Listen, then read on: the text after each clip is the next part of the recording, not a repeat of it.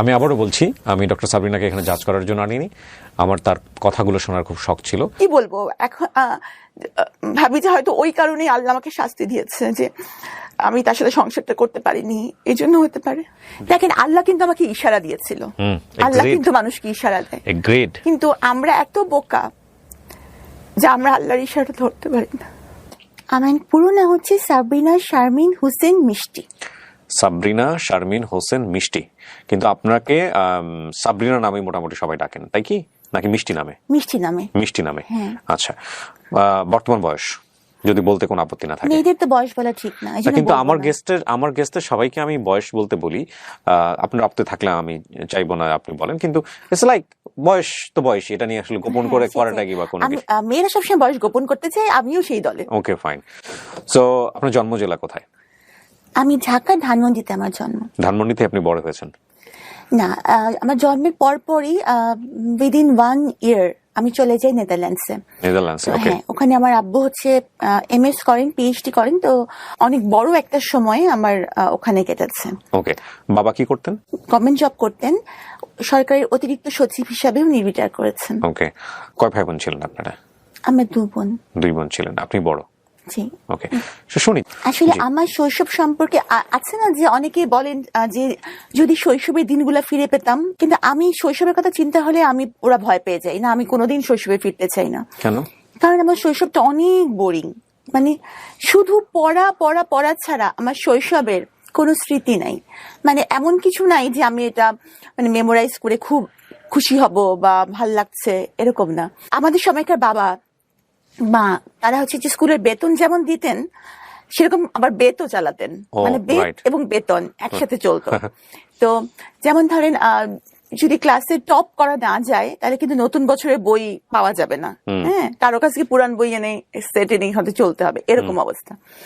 তো খালি পড়া পড়া পড়া ছাড়া আমার শৈশবে তেমন কোনো আমি মনে করতে পারি না যে খুব আনন্দ ঘন কিছু ঘটেছে বা কোথাও বেড়াতে যাওয়া। এমনকি কেউ কোনো ফ্রেন্ডস যদি কোনো কারণে মানে কলোনির যদি কোনো কিছুর কারণে আসতো, তাতেও আমার আব্বা তাকে ধমক দিয়ে বিদায় করে দিত। তোমার কি কোনো পড়াশোনা নাই, তুমি আমার মেয়েকে ডিস্টার্ব করতে আসছো? ওকে, সো মেয়ের কারণে হয়তো একটু বেশি কনজারভেটিভ ছিলেন বাবা। হ্যাঁ, মানে আমার বাবা খুবই কনজারভেটিভ ছিলেন। আমার পড়ার ব্যাপারে আমার আব্বা খুবই সিরিয়াস ছিলেন সবসময়। কারণ যেহেতু আমাদের কোনো ভাই নেই, হয়তো উনি মানে তার ছেলে নেই এই একটা অতৃপ্তি হয়তো তার মেয়ের বড় মেয়ের মধ্যে দিয়েই হয়তো উনি এটা করতে চাচ্ছিলেন, এই জন্য খুব বেশি পড়াশোনার উপরই ছিল। আর আমি এত পড়তাম যে আমাকে বছরে 2 সেট বই কিনতে হতো, কারণ হচ্ছে বইগুলো ঝুরঝুরা হয়ে যেত। ওকে। স্টুডেন্ট হিসেবে কেমন ছিলেন? স্টুডেন্ট হিসেবে ফাটাফাটি। কোথায় কোথায় পড়েছেন একটু ধারাবাহিকভাবে চাই আমরা। এরপর তো নেদারল্যান্ডস থেকে যখন ফিরলাম তখন কোন ক্লাসে ভর্তি হলেন? তখন আমি 7-এ। ক্লাস 7 এসে ভর্তি হলেন। তো নেদারল্যান্ডস থেকে এসে ক্লাস 7-এ বাংলাদেশের এরকম একটা পরিবার। বাবা কোন মন্ত্রণালয়ে ছিলেন ওই সময় দায়িত্বে? তখন আব্বা এসেছিলেন, তখন আব্বা ইআরডিতে ছিলেন। ওকে। মানে আমার এত ভালো মনে নাই তখন আসলে এইসব মন্ত্রণালয়ের বিষয়গুলা বা এগুলো আমি অত ভালো বুঝতাম না। আর আমার আব্বা ছিলেন অ্যাডমিন ক্যাডার। ওকে। আমি অত বেশি আব্বার। মা কি ছিলেন? হাউসওয়াইফ? আমার আম্মা তখন হাউসওয়াইফ ছিলেন। ওকে। মানে প্রথমে উনি চাকরি করতেন, কিন্তু পরে আমি যখন মানে হলাম পরে উনি আর চাকরিতে যাননি, যে মেয়েদেরকেই বড় করবেন। আমরা তো 2 বোন বলেছি। এজ গ্যাপ 2 বোনের খুব বেশি না। মা কি করতেন? মা কি পড়ার মধ্যে রাখতেন বাচ্চাদেরকে, সে থাকুক পড়াশোনার মধ্যে? না যে বাবা একটু কঠিন হলে মা একটু নরম স্বভাবের হয়। আমার বাবা মা দুইজনই সমান তালে কঠিন। মানে কোথাও গিয়ে আর ধরেন কোনো কারণে আমার আব্বা বকা দিচ্ছে, তখন আমার আম্মু এমন ভাব করবে যে কিছু শুনতেই পাচ্ছেন না, মানে উনি যে আসবেন বাঁচাতে তা কিন্তু না। মানে দেখা যাবে যে বাবা মা দুজনই সমান তালে শাসন করেছেন। তবে আমি মনে করি যে খুব বেশি শাসন করাটা আসলে ভালো না, কারণ বাবা মার সাথে একটু বন্ধুত্বপূর্ণ সম্পর্ক হলে অনেক কিছু শেয়ার করা যায় বা অনেক কিছু মানে ভয় থেকে যদি বাচ্চারা বাবা মাকে কিছু না বলে তাহলে সেটার ইম্প্যাক্ট কিন্তু ভালো হয় না। এই জন্য আমার মনে হয় যে শৈশবে বাবা মার এই যে একটা, আর মানে ওই সময় আমাদের সময়কে বাবারা চাইতেন যে একটা ভয়, এবং আমার মনে হয় যে বাবারা বোধহয় সেটা এনজয়ও করতেন, যে সন্তানরা তাকে ভয় পাচ্ছে, শ্রদ্ধা করছে এরকম। কিন্তু আসলে ভয় জিনিসটা কিন্তু দূরত্ব তৈরি করে। হ্যাঁ, তো এই কারণে দেখা গেছে যে আমি কিছু হয়তো মনে কিছু আসলেও সেটা বাবা মার সাথে শেয়ার করতে পারতাম না। আর যারা একটু ভালো স্টুডেন্ট হয় হ্যাঁ। তাদের সাধারণত কিন্তু বন্ধু কম থাকে। হুম হ্যাঁ, তো ওরকম বন্ধু আমার ছিল না ক্লাসে। বাবা মাও যদি বন্ধু না হয়, ক্লাসেও যদি বন্ধু না থাকে, তাহলে কি এটা একটা কষ্টেরই ব্যাপার। হুম হুম। তো টাইম পাস করতেন কিভাবে? তবে ডায়েরি লিখতাম। ওই লেখালেখির যে সেই যে একটা সেটা কিন্তু ওখান থেকেই বোধহয় শুরু, যে নিজের কথাগুলো একটু লিখে রাখা। ওকে ওকে। এসএসসি রেজাল্টও খুব ভালো ছিল, মানে আমি মানে দুটো মিলিয়ে হাইয়েস্ট নাম্বার নিয়ে সলিমুল্লাহ মেডিকেল কলেজ যে ভর্তি হই, হাইয়েস্ট নাম্বার নিয়ে। দুটো মিলিয়ে বলতে মানে এসএসসি এবং ইন্টার? এসএসসির নাম্বার মিলিয়ে আমার নাম্বার ছিল হাইয়েস্ট। ওকে। মানে যারা আমরা সলিমুল্লাহ মেডিকেল কলেজে ভর্তি হয়েছিলাম। Okay. আর 1.7 এর জন্য আমি ঢাকা মেডিকেল কলেজে হইনি। ওকে। তো আমার আম্মুর খুব ইচ্ছা ছিল যে আমি ডক্টর হই, কারণ একবার একজন ডক্টরের কাছে গিয়ে আম্মু খুব মানে আম্মু যেটা বলেন আর কি, একটু কষ্টকর একটা পরিস্থিতির শিকার হয়েছিলেন। হ্যাঁ, মানে মোটামুটি তখন আমি প্রচন্ড অসুস্থ। তো আম্মু তখন আমাকে নিয়ে নেদারল্যান্ডস থেকে ফিরেছেন, ডক্টরস এর খুব রুড ব্যবহার আম্মু পেয়েছিলেন। তো তখন আম্মু বলেন যে ডাক্তার যদি এমন হয় তাহলে মানুষ কোথায় যাবে, তাহলে আমার মেয়েকে আমি ডাক্তার বানাবো এবং তার ব্যবহারটা হবে সবার সাথে খুব নরম, ফ্রেন্ডলি। এবং তো আমি আমার জীবনে, আমি জানি না মানুষ কি ভাববে, তবে আমি আমার জীবনে খুব চেষ্টা করেছি যে মানুষের সাথে ওরকম, আমার রোগীদের সাথে নরম ব্যবহারটাই করার। সো আপনার মা টার্গেট করে, আপনার বোনও কি ডাক্তার হয়েছেন? না। ওকে। তো আপনি সলিমুল্লাহ মেডিকেল কলেজে পড়লেন, এমবিবিএস ওখানে কমপ্লিট করলেন, রাইট? ইন্টার্নশিপ করার পর আপনার স্পেশালিটি কোন দিকে গ্রো করলো? ভেবেছিলাম আমি গাইনি অ্যান্ড অবস নিয়ে পড়বো, তো আমি সেটা নিয়ে পড়া শুরু করলাম। তো এফসিপিএস পার্ট 1 করার পর আমি ট্রেনিং করলাম, কিন্তু পরে আমার মনে হলো যে না, আমি আসলে এমন কিছু করব যেটা সবার জন্যই চ্যালেঞ্জিং। কার্ডিয়াক সার্জন, ছেলে হোক বা মেয়ে, সংখ্যায় কম এবং পড়াটা কঠিন, এবং এজন্যই আমি কার্ডিয়াক সার্জারিতে সুইচ করব। তখন আমি আবার এফসিপিএস পার্ট 1 করলাম কার্ডিয়াক সার্জারিতে, করে ট্রেনিং করলাম। ট্রেনিং করে আবার যখন রেসিডেন্সি প্রোগ্রাম করা হলো বঙ্গবন্ধুতে, তখন আমি রেসিডেন্সি প্রোগ্রামে ঢুকলাম। ওকে। এটা হচ্ছে মানে এমএস কোর্স, 5 বছরের, পুরোটা সময় ওখানে ইনভলভ থাকতে হবে। ওকে। এবং প্রতি 3 মাস অন্তর অন্তর বিভিন্ন ডিপার্টমেন্টে প্লেসমেন্ট হবে এবং বিভিন্ন ডিপার্টমেন্টে পরীক্ষা হবে। এভাবে করে করে আস্তে আস্তে মানে কমপ্লিট মনিটরিং সিস্টেমের মধ্যে থেকে পড়াশোনা করা। সো আপনি এই কমপ্লিট করার পরে প্র্যাকটিসে গেলেন কত সালের দিকে? প্র্যাকটিস মানে আমার তো ইন দি মিন টাইম কিন্তু আমি সরকারি বিসিএস ক্যাডার। আমি কততম বিসিএস এ? আমরা 27তম। প্রথমেই হয়ে গেছে আপনার? আমি এক চান্সে বিসিএস পাস করেছি। ও ওয়াও। ওয়াও কেন? না, আমি তো করতে পারিনি, এই জন্য ওয়াও বলছি আর কি। আমার কাছে পরীক্ষা দিয়েছিলেন? হ্যাঁ, আমি বেশ কটা পরীক্ষা দিয়েছিলাম। একটাতে আমার ভাইভাতে গিয়ে আমার সঙ্গে খুব অনভিপ্রেত একটা ঘটনা ঘটে, যেটা আমি এই মুহূর্তে বলতে চাই না। বললে হয়তো অনেকেই আপনিও বলতে চান না এমন কিছু আছে? হ্যাঁ, অনেক কিছু আছে, অনেক কিছু আছে। সবাই সবকিছু জানে না এবং সবকিছু বলাও যায় না, উচিত না। হ্যাঁ, ইভেন আমার সাথে বিসিএস ভাইভাতে যে ঘটনা ঘটেছে, সেটা যদি আমি বলি আপনার এই ইন্টারভিউতে, সেটা তোলপাড় হয়ে যাবে পুরো ঘটনা। এবং আমি মানুষের নাম মনে রাখতে পারি না। যে ভদ্রলোক আমার ইন্টারভিউ নিয়েছিলাম, আমি ডেফিনেটলি শিওর সে হয়তো এখনো কর্ম অবস্থার মধ্যে আছে। আমি তার নামটা পর্যন্ত মনে রেখেছি জীবনে। আমার ধারণা কোনোদিন আল্লাহ তার সামনাসামনি আমাকে করাবেন, এবং দেন আমি তাকে একটা ধন্যবাদ দিব যে আপনি আমাকে সেদিন সিলেক্ট না করে ভালো কিছুই করেছিলেন। যাই হোক, সো ওটা একটা অন্য প্রসঙ্গ। আপনি আপনি অনেক মেরিটোরিয়াস। আমরা কি ঈদে মানে লাইভে আছি? না না না, কেউ দেখছে না, এটা রেকর্ড হচ্ছে জাস্ট। আপনার প্রথম পোস্টিং কোথায় ছিল? দিনাজপুরের রামডুবির হাট। গিয়েছিলেন ওখানে? হ্যাঁ, ওখানে 1.5 বছর আমি ছিলাম। 1.5 বছর। It's okay, it's okay. আপনার ওখানকার অভিজ্ঞতা কেমন ছিল? তখনের অবস্থা এমন ছিল যে ওখানে থাকতে অনেক কষ্ট হয়েছে। আমি তখন ওই যে এফসিপিএস করলাম যখন, তখন ট্রেনিং পোস্টে আমার পোস্টিং হয়ে গেল ঢাকা মেডিকেল কলেজে। তখন চলে আসলাম, কিন্তু ওই সময়টুকু খুব কষ্ট হয়েছে।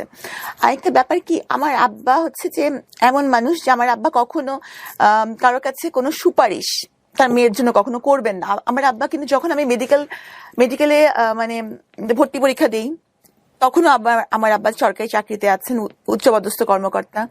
আবার এমনকি যখন আমি বিসিএস পরীক্ষা দিই, তখনও আব্বা সরকারি চাকরিতে। কিন্তু আমি কিন্তু আব্বাকে ভুলেও বলিনি যে আমার কবে মানে ভাইভা হবে, কারণ আব্বা কিছু বলবেনও না এবং মানে কোনো লাভও নাই, এবং আমি চাইও না।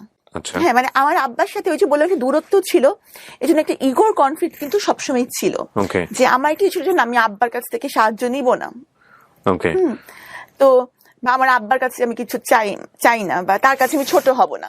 আমি মানে এই জিনিসটা তখন বুঝতে পারতাম না যে বাবা আমার কাছে মানুষ সবসময় ছোটই। Sabrina, if you want to cry there is no problem, you can cry. হ্যাঁ, কান্না হাইড করতে হবে না, কান্না আমাদের জীবনের একটা অংশ।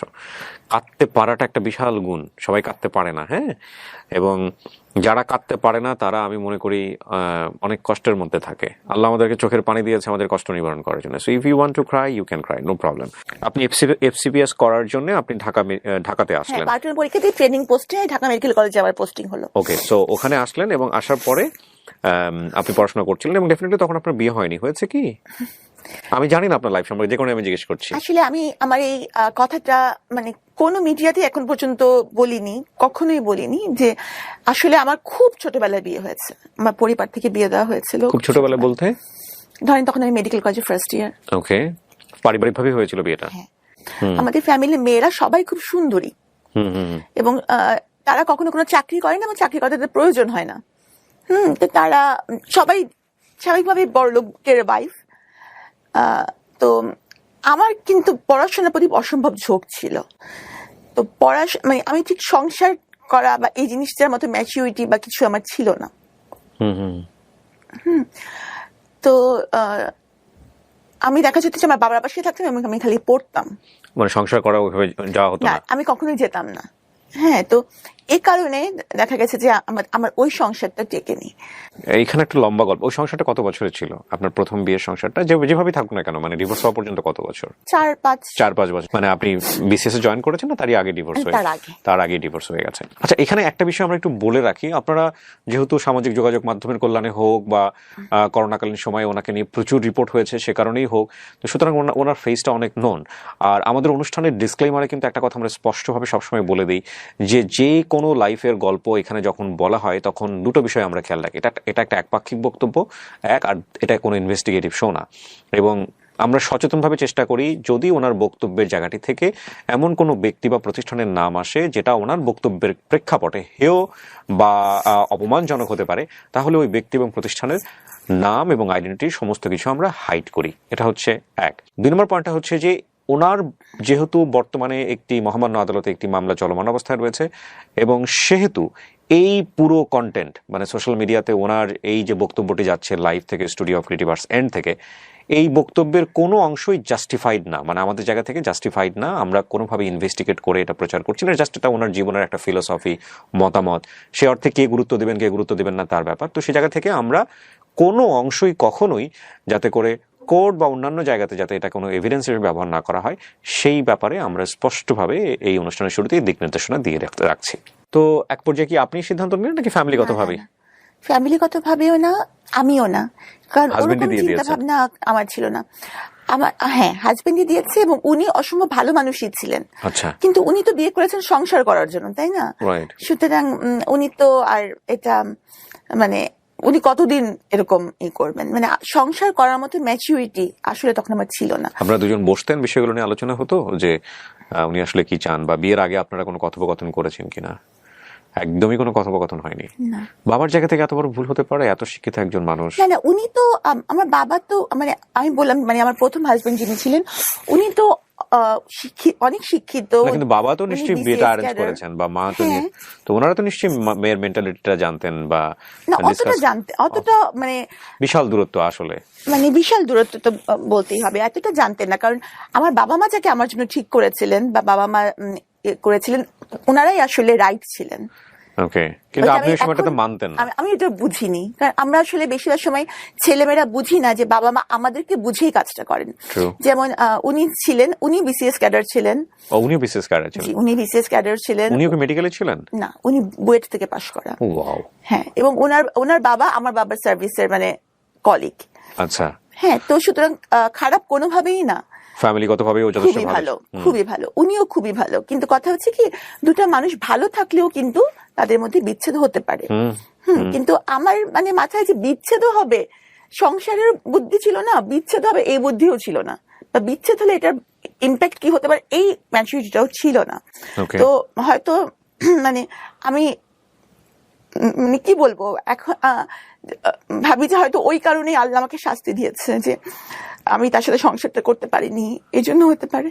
ডিভোর্সটা আপনি একসেপ্ট করলেন আপনি, এবং করার পরেও আপনার পড়াশোনা ভালোই চলছিল, আপনি বিশেষ করে আপনিও জয়েন করে ফেলেন। আমার মাথায় খালি যে আমার ক্যারিয়ার, আসলে আমি বুঝতে পারিনি যে ক্যারিয়ারটি মানুষের জীবনের সব না। আপনার কিছু কিছু কথা আজকে এত মূল্যবান আমাদের সবার জন্য। ওকে, ডিভোর্সের পরের গল্পটা, আমরা সেকেন্ড মানুষটা যে আপনার জীবনে আসলো, সে কিভাবে আসলো আসলে? উনি ইভেন্ট ম্যানেজমেন্ট করতেন। আচ্ছা। তো ইউজুয়ালি উনি সরকারি এবং বেসরকারি বিভিন্ন ইভেন্ট গুলো অ্যারেঞ্জ করতেন। জি। তো আমাদের কার্ডিয়াক সার্জারি একটা ইন্টারন্যাশনাল কনফারেন্স হয়েছিল রেডিসনে কার্ডিয়াক সার্জনদের। তো তখন আমি স্টুডেন্ট বঙ্গবন্ধুর। তো আমি ওই কনফারেন্সে একটা পেপার প্রেজেন্ট করি। তো তখন ওনার সাথে ওই ইভেন্টটা ওনারা অর্গানাইজ করেছিলেন। তো তখন ওনার সাথে আমার ওই ইভেন্টে পরিচয় হয়। হ্যাঁ। তারপর তখন আমার বাবা মা কেউই দেশে থাকতেন না, এবং আমি আপনাকে বলেছি আমি মোটামুটি একটু বন্ধুহীন, মানে খুব বেশি বন্ধু। ছোট বোনটা কোথায় তখন? আমেরিকাতে। ছোট বোন তখন আমেরিকাতে, বাবা মাও আমেরিকাতে? হ্যাঁ, আমার পরিবারে কেউ বাংলাদেশে থাকেন না। তো আপনি চলে গেলেন না কেন? মানে আমি যে খুব অড টাইপের একটা কোশ্চেন, দ্যাটস ইওর ফ্রিডম, আপনার ব্যক্তি স্বাধীনতা। তারপর আমি চলে যেতে পারতাম, আপনি যান নাই কেন? প্রথমত আমি মেডিকেল কলেজে ভর্তি হয়েছি, তো এই পড়াটা আমার কাছে ছিল যে আমি এখানে পড়ছি, আমি যাব না।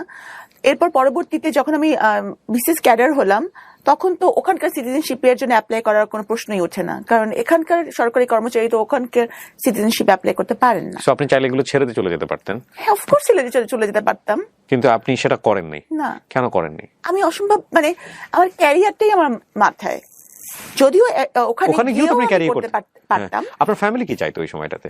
আমার ফ্যামিলি চাইতো আমি চলে যাই।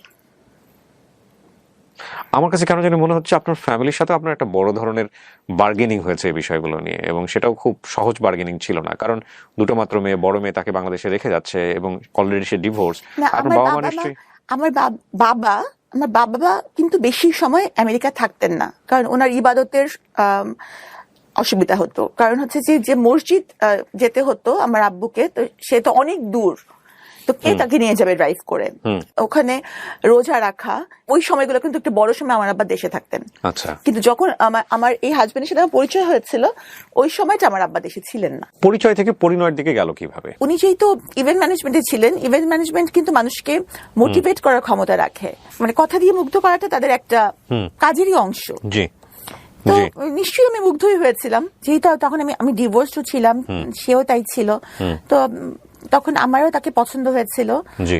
প্রস্তাবটা কে দেয় ফার্স্ট? আমি। আপনি তাকে দিয়েছিলেন প্রস্তাবটা? ওকে। ওই ভদ্রলোক তো এখন জেলে আছেন, আমি যদি ভুল না করে থাকি, নাকি ওটা? না, আমি শুনেছি, মানে আমি এটা শিওর না, অবশ্যই এটা বলতে পারছি না। মানে আমার সাথে তার কোনো যোগাযোগই নেই, উনি আমার জন্য মরে গেছেন, এই জন্য কোনো যোগাযোগ আমি রাখিনি। আমি নট শিওর। আপনার যে ভদ্রলোকের কথা বলা হচ্ছে সে তো আপনার সঙ্গেই জেলে যায় বা এরকম, রাইট? আমার আগে যায়, আমার মানে নিয়ার অ্যাবাউট 1 মান্থ আগে সে জেলে যায়। আমি শুনেছি উনি বের হয়েছেন। এটা কোনো কিছু ম্যাটার করে না, কারণ সে আমার জন্য মরে গেছে। সে জেলে থাকুক, সে বাইরে থাকুক, সে কোথায় থাকুক, সে আমার কাছে দুনিয়ার বাইরে।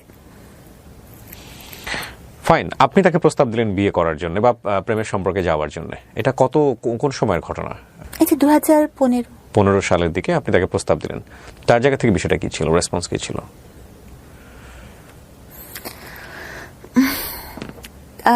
তাহলে বিয়ের ঘটনাটা বলতে? হ্যাঁ হ্যাঁ, প্লিজ, আমি তো শোনার জন্য অপেক্ষা করছি, বলেন না। আমি ভাবছিলাম যে কোনো সম্পর্কই আসলে, মানে আমাদের মাথায় যে আমরা তো পুরান কালের মানুষ, বিয়েটাই আমাদের কাছে মানে জাস্ট ফ্রেন্ড তো টাইপের, এটা তো আর তখন না আমাদের। তো বিয়ের কথাটা আমি বলেছি যে তাহলে আমরা বিয়েই করবো। পরিচয় মাত্র 3 মাসের কিন্তু।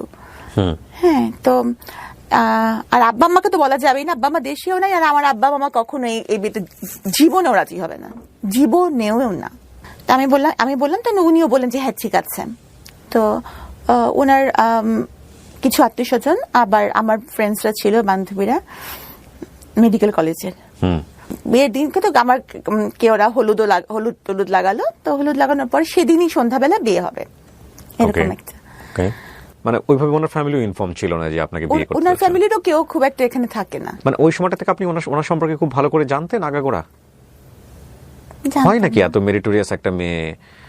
আসলে কিছু জায়গায় পড়াশোনা করলে সব দিক দিয়ে খুব একেবারে, মানে সবাই এটাই বলে যে হ্যাঁ সে ডাক্তার, সে কেন এটা জানবে না বা বুঝবে না, কিন্তু সবসময় কি এটাই যে আমি আপনার সঙ্গে একমত, কিন্তু আমি আমার দর্শকদেরকে ইনফ্লুয়েন্স করতে চাই না এই বিষয়ে। আমি ব্যক্তিগতভাবে আপনার সঙ্গে একমত। কেন একমত বলছি, যে মানুষজন বলে না, গুরুজনরা বলে না যে প্রেম একটা বোকা, প্রেম অন্ধ করে দেয় মানুষকে, প্রেম একটা ইলিউশন।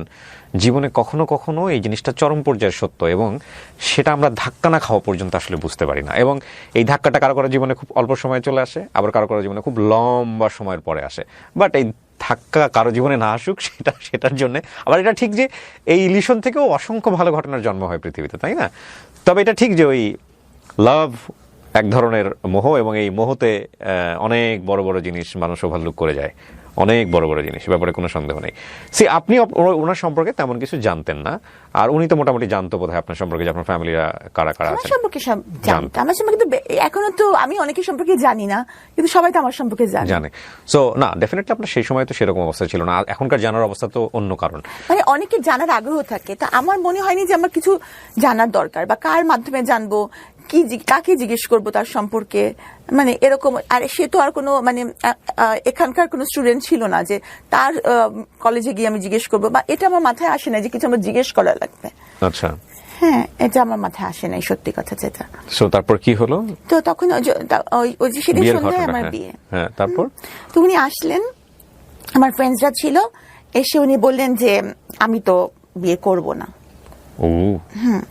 তখন আমার মনে হলো যে কি, মানে এটা কেমন কথা, মানে আমার ফ্রেন্ডসরা আমাকে হলুদ লাগাইছে যে আমার বিয়ে হবে, আর অলরেডি কিন্তু আমার একটা বিয়ে, আমার জীবনে এরকম একটা ঘটনা আছে। ওনার লাইফে কি এরকম কিছু ছিল আপনার মতো?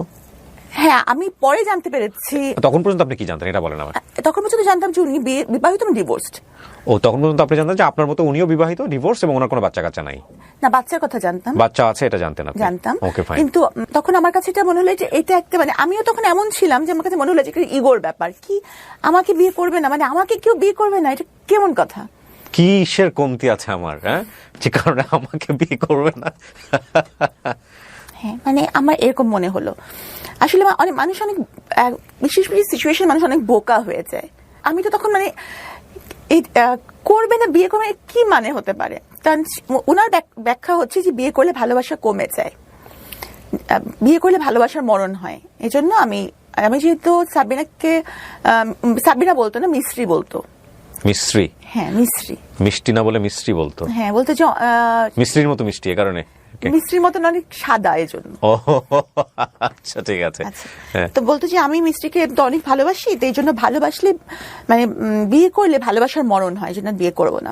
এই ধরনের অদ্ভুত কথা শুনতে সবাই খুব আর আমি তো তখন চরম পরিমাণে কান্নাকাটি, যে আমার তো এখন মান সম্মান চলে যাচ্ছে ফ্রেন্ডসদের সামনে। মানে তখন আমার সবকিছু বাদ দিয়ে এটাই মনে হলো। আচ্ছা, গেল, যাই হোক। তারপরে তাকে অনেকভাবে রাজি করানো হলো। আমার যে ক্যামেরাম্যান ছিল, ফটো তোলার জন্য এসেছিল, সেই ক্যামেরাম্যান ক্যামেরা ফেলে ভেউ ভেউ করে কাঁদছে। ওহো, কান্নার কথা আপনার সেই ক্যামেরাম্যান কাঁদতেছে, আমি বুঝলাম। সবাই কাঁদতেছে। ওকে, ফাইন। মানে আমার ক্যামেরাম্যান কাঁদতেছে, ছবি তুলতে পারতেছে না বোধহয়, পেমেন্ট পাবে নাই আমার এই জন্য বিয়ের। ওকে, তারপর? হ্যাঁ, তো মানে শুনতে আপনার কাছে মনে হচ্ছে খুব মজা না, কিন্তু তখন আমার কাছে মনে হচ্ছিল যে আমার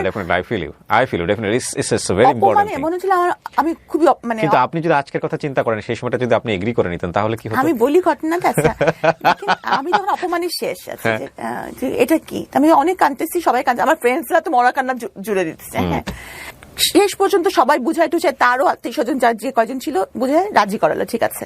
তো এখানে এরকম হলুদ হয়ে গেছে, এরপর তুমি না করছো তো ঠিক না। আচ্ছা, তখন সে রাজি হলো। পরে কাজী সাহেবকে আনা হলো। হ্যাঁ, মোটামুটি বলাই ছিল কাজী সাহেবকে, কাজী সাহেব এই অবস্থা থেকে চলে গেছিলেন, এবং ওনাকে আনা হলো। উনি তখন আমার মানে উনি বললেন যে আমি 101 টাকা কাবিনে বিয়ে করব। ও, আপনার যিনি হাজবেন্ড হবেন উনি বললেন 101 টাকা কাবিনে বিয়ে করবেন, এতে করে ভালোবাসা থাকবে নাকি?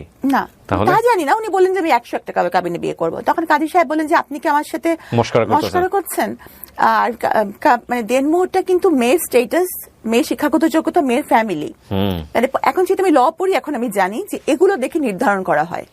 হ্যাঁ, ইচ্ছে মতো কিন্তু এটা করা যায় না। দেনমোহরটা অথবা মেয়ের নিকটাত্মীয় কত কাবিন হয়েছে সেটা দেখে। তো কাজী সাহেব তো খুব রাগ, তো কাজী সাহেব চলে গেলেন। কাজী সাহেবেরও তো লস। হ্যাঁ, কাজী সাহেবের কি লস আছে? কেন আমি যতদূর জানি যে দেনমোহরের উপর একটা ওই 1000 টাকা দেওয়ার কিছু একটা ব্যবস্থা। দেনমোহরটা কিন্তু মজার বিষয় না, আসলে দেনমোহরটা মেয়েদের অধিকার।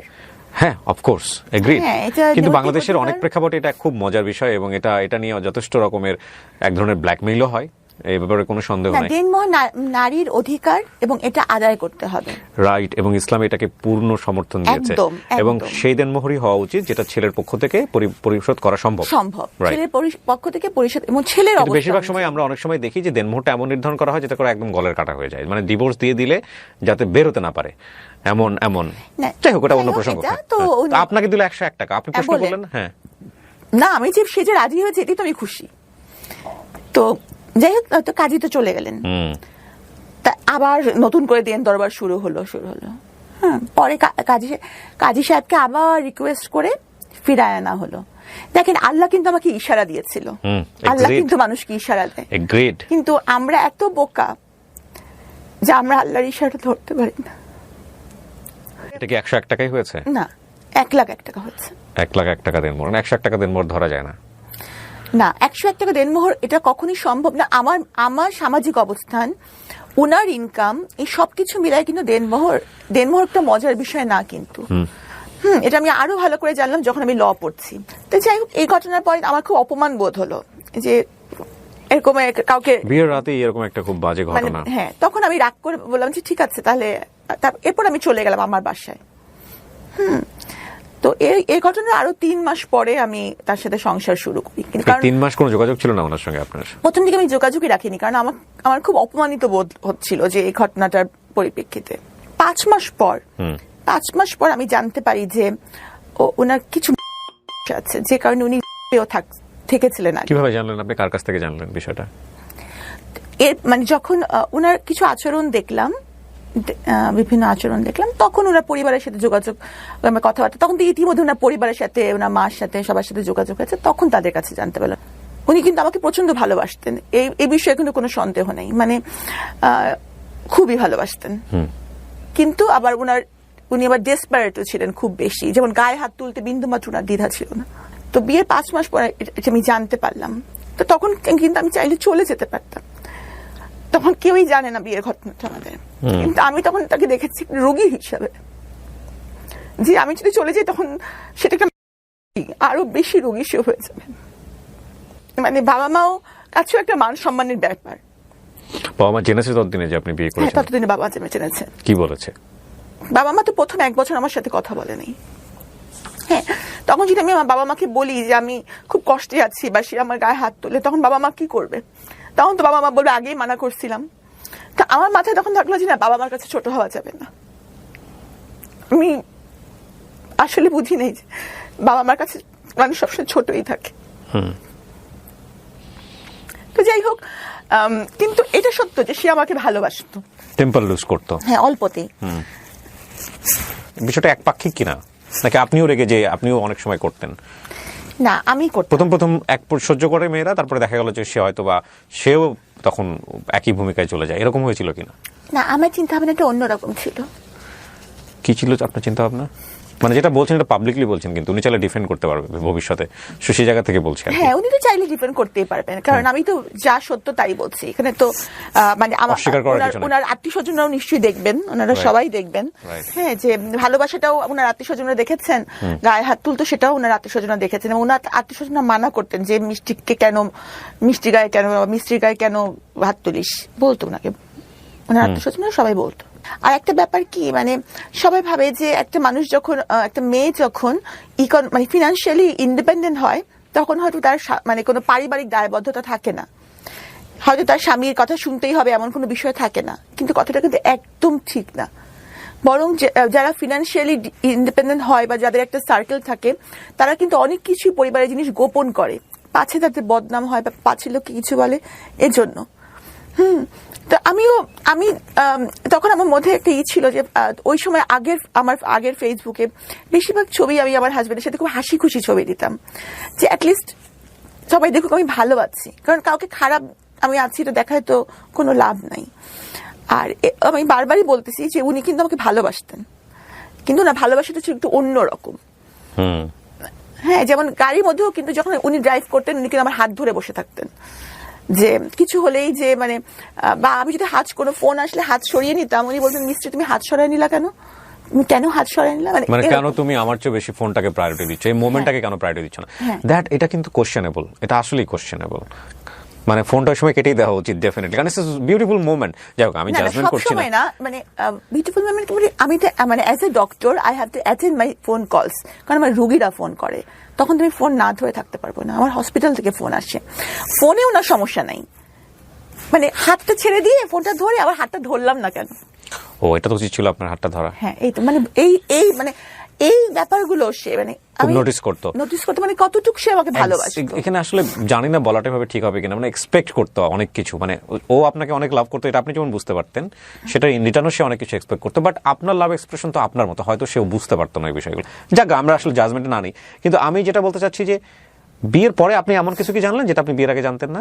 এই যেমন টাকার বিষয়টা, এছাড়া থাকা বিষয়টা তো খারাপ না, ও থেকে ভালো হয়ে আসছে। না, ভালো হয়ে এসেছিল, কিন্তু মানে এরপর যে এই যে জিনিসগুলো সমস্যাটা ছিল, এবং দেখা গেছে যে এই পুরো 5 বছরে কিন্তু উনি ওষুধ খেয়েছেন, আমি ওনাকে রেগুলারই মানে উনি ট্রিটমেন্টেই ছিলেন। কিন্তু আপনার মেডিকেল ভাষায় এটাকে আপনি খারাপ বলবেন? মানে একটুও খারাপ না, এই জন্য আমি তাকে ছেড়ে যাইনি। ওকে, এই জন্য আমি তাকে ছেড়ে যাইনি, কারণ আমি জানতাম যে আমার সাপোর্ট তার দরকার। কারণ যে কোনো কিছুতেই সে বলতো, মিস্ত্রি আমার এই সমস্যা, তুমি কিছু একটা করো। তো উনি মানে যে কোনো কিছুতে মিস্ত্রি ছাড়া সে কিছু করতো না, বুঝতো না। হ্যাঁ, মানে বুঝতো না। তো তারপরে কি হলো, মানে এই ধরনের একটা ঘটনা কেন আসলো 2020 সালে বোধহয়, না? কি হয়েছিল বলেন তো? আসলে ব্যাপারটা হচ্ছে কি যে উনি কিন্তু আগেই মানে মানে এই ইভেন্ট ম্যানেজমেন্টের কাজগুলো করতো, তো উনি এই করোনার কাজটা নিয়েছিলেন। তো করোনার কাজটা ওনার কিন্তু কোনো হসপিটাল ছিল না। অনেকেরই ভুল ধারণা একটা আছে যে ওনার বোধহয় কোনো হসপিটাল ছিল।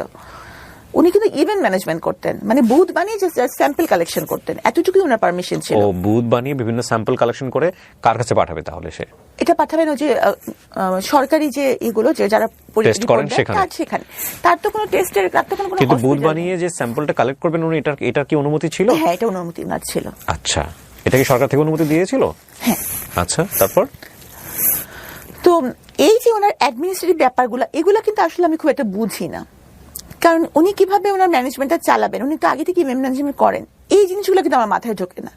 অনেকেই হয়তো ভাবেন যে সাবিনা ডাক্তার, সাবিনা এগুলো ভালো বুঝছেন, কিন্তু ম্যানেজমেন্টের ব্যাপারটা যে সব ডাক্তাররা বুঝবেন এটা কিন্তু ঠিক না। তো আমি ওনাকে বলতাম যে তুমি তো এই ব্যাপারগুলো খুব একটা জানো না, তাহলে তোমার এই কাজটা নেওয়ার দরকারটা কি? কিন্তু উনি স্বাভাবিকভাবে আমার কথা শুনতেন না, মানে কাজের ব্যাপারে উনি আমার কথা শুনতেন না। হ্যাঁ, আর ওনার একটা কমপ্লেক্স সবসময় কাজ করতো। উনি ভাবতেন যে আমি যেহেতু কার্ডিয়াক সার্জন, আমি হয়তো একটু বেশি হচ্ছে কিনা, বা মানে একটা ইনফিরিয়রিটি কমপ্লেক্স আমাদের ছিল। ও, সামহাউ মনে করতো যে আপনার পজিশনটা ওর উপরে চলে গেছে, সো হ্যাঁ, এটা মনে করতেন, যে কারণে উনি এমন কিছু করতে চাইতেন যেটা অনেক বড় কিছু। আপনি কার্ডিয়াক সার্জন হিসেবে প্র্যাকটিস করেছেন কত বছর? করার সুযোগ হয়েছে? 5 বছর। হৃদয় কাটাকাটির কাজ হয়েছে? জি, আপনি করেছেন? হ্যাঁ। কিন্তু আপনার এত ইমোশন, এত মানে আপনি যেভাবে কাঁদছেন, তাতে আপনার এই হৃদয় কাটাকাটি করতে খারাপ লাগে না? আমি just odd question করে ফেললাম। না, আমার তখন পুরো অন্যরকম লাগে, একদম অন্যরকম, মানে কি বলবো, মানে ওইটাই আমার সবচেয়ে বড় প্যাশন ছিল। কার্ডিয়াক সার্জারি করাটাই আমার সবচেয়ে বড় প্যাশন ছিল। ভুল মানুষ চুজ করা জীবনে যে কত বড় ক্ষতি হতে পারে, এটা আমি বলছি না যে উনি জীবনে ভুল মানুষ চুজ করেছেন, এমন হতে পারে যে ওনাকে চুজ করেছে তার জীবনেও হয়তো উনি ভুল মানুষ। হ্যাঁ, এটা হতে পারে, এটা আমি অস্বীকার করছি না, তাই না? হয়তো উনি যদি সাধারণ কোনো, যেমন ধরেন যে আমি যদি কোনো প্রোগ্রামে উনি নিয়ে যেতেন, যদি কোনো প্রোগ্রামে, তো দেখা যেত যে সবাই সাবিনার সাথে কথা বলতে চায়, হ্যাঁ, বা আমাকে কিছু একটা প্রশংসা করে বলতে চায়, করতে চায়, তো তখন দেখা যেত যে ওনারা ওনাকে ছোট করে কথা বলে। হ্যাঁ, মানে আমার সামনে ওনাকে ছোট করে কথা বলছে, এর জেদটা আমার উপর আসতো ঘুরে ফিরে, বাসায় এসে আমাকে কথা শুনতে হতো, বকা শুনতে হতো, বা এরকম। তো হতে পারে আমি হয়তো এই জন্যই ওনার জীবনে ভুল, উনি যদি একটা সাধারণ মেয়ে বিয়ে করতেন তাহলে ওনারও হয়তো এরকম ঘটতো না। সো কি হলো সাবরিনা, এরপরে ওই স্যাম্পলগুলো উনি কালেক্ট করতেন, তারপর? তো ওই ম্যানেজমেন্টটা কিন্তু উনিই করতেন ওনার লোকজন নিয়ে। হ্যাঁ, এবং আমার কিছুটা মানে কিছু ইস্যুজ নিয়ে আমার কাছে ওনার ঝামেলা হচ্ছিল, তো এই কারণে আমি কিন্তু ওই সময়টা আমার বাবার বাসায় থাকতাম, আমি কিন্তু ওখানে থাকতাম না। তো তখন থেকে আমাদের মধ্যে একটা বিশাল বড় গ্যাপ, এই করোনার পরবর্তী সময় থেকে। তো একবার উনি ওই যে তিতুমির কলেজে বিপদে পড়লেন, তখন উনি আমাকে ওই ফোন দিলেন রাত্রেবেলা। তখনও আমি কিন্তু আমার বাবার বাসায়, বললো মিস্ত্রি আমি অনেক বিপদে পড়েছি, সেখানে অনেক মারামারি হচ্ছে। তখন আমি ছুটে গেলাম, কারণ আমার মধ্যে সবসময় ছিল যে উনি কিন্তু পুরাটা সময়, আমি বললাম যতদিন আমি সংসার করেছি পুরাটা সময় এই যে ওষুধ খেয়েছেন, মানে উনি একটু মানে ওনার ছিল। তো আমি সবসময় ওনাকে এভাবে দেখেছি যে ওর যেন কোনো বিপদ না হয়। উনি ডাকলে, উনি আমার হাজব্যান্ড, উনি বিপদে পড়েছেন, সেই তিতুমিরে যাওয়াটাই কি আমার অপরাধ ছিল? নাহলে আমি কোনো কোম্পানির চেয়ারম্যান না, কারণ জেকেজি হচ্ছে একটা ব্যক্তি মালিকানাধীন কোম্পানি, প্রোপাইটারশিপ কোম্পানির কোনো চেয়ারম্যান বলে পোস্ট থাকে না, থাকতে পারে না। তারপরেও সবাই জানে জেকেজির চেয়ারম্যান আমি, যদিও এখানে চেয়ারম্যান বলে কোনো পোস্ট থাকা সম্ভব না। সবাই জানে সাবিনাই সব করছে। তো আমি ভাবি যে সবই আল্লাহর ইচ্ছা, আমার কারাগারে যাওয়াটা হয়তো আল্লাহর ইচ্ছা। তিতুমিরে যাওয়ার পর আপনি কি দেখেছেন? আমি কিছুই দেখিনি আসলে। তিতুমিরে যাওয়ার পরে ওখানকার যে স্বাস্থ্যকর্মী ওরা বললো যে আমাদের উপর মানে হামলা হয়েছে। আর স্বাভাবিকভাবে কি, আমি যেহেতু মেডিকেল রিলেটেড, আমার কাছে মনে হবে যে স্বাস্থ্যকর্মীরা সঠিক বলছে, থাকে না মানুষ জাজমেন্টাল হয়ে যায়। তা আমার কাছে, আমি সত্য মিথ্যা যাচাই না করি, আমার মনে হলো যে ওরাই বুঝি সত্য বলছে। এখানে যে সত্যের বাইরে অন্য কিছু থাকতে পারে এটা আমার মাথায় আসেনি। এটাই তখনই হয়তো মিডিয়া আমাকে দেখেছে যে আমি ওখানকার কিছু জেকেজির কিছু, কিন্তু আসলে আমি কিন্তু তখন আমার বাবার বাসায় ছিলাম। আর আমি বলবো না যে আমার জেকেজি কিছু করেছে বা রিপোর্ট, এগুলো কিন্তু আমার জানা নাই, কারণ এই ম্যানেজমেন্টটা টোটালি ওনারা দেখতেন, এখানে আমার দেখার কোনো সুযোগ নাই। হ্যাঁ, জেকেজি হচ্ছে কি Jobeda Khatun general health care, সেটাও কিন্তু আমার হাজবেন্ডের দাদির নামেই, মানে পুরোটা জিনিসই উনাদের। সেখানে আমি শুধুমাত্র উনার ওয়াইফ হিসাবে 3টা বছর। আপনাকে অ্যারেস্ট করা হলো তাহলে কোন ইস্যুতে? মিডিয়া ওখানে ওই সময়টাতে কি নিউজ করে ফেললো? আর ওই সময়টাতে উনি এটা তো আসলে আপনারাই ভালো জানেন, যেহেতু চলমান মামলা, এই বিষয়ে আমি কিচ্ছু বলতে চাই না। আমি শুধু এটাই বলবো, আমি আমার পক্ষ থেকে এটাই বক্তব্য যে আপনার সঙ্গে আপনার হাজবেন্ডকে একসাথে অ্যারেস্ট করা হয়েছে? না, উনি আমার 1 মাস আগে অ্যারেস্ট হয়েছেন, অলমোস্ট 1 মাস আগে। আচ্ছা, তো অ্যারেস্ট হয়ে গেলেন এবং সেটা হচ্ছে ওই ফ্রড কেসের জন্য, আলটিমেটলি করোনা টেস্টের যে ফ্রড কেসটা, তাই কি? জি। ওকে, 1 মাস পরে আপনি, এটা কি আপনার হুট করে অ্যারেস্ট হয়ে গেল, না তার আগে থেকে আপনি বুঝতে পারছিলেন যে আপনাকে অ্যারেস্ট করা হতে পারে? আমি বুঝতে পারিনি। কেন?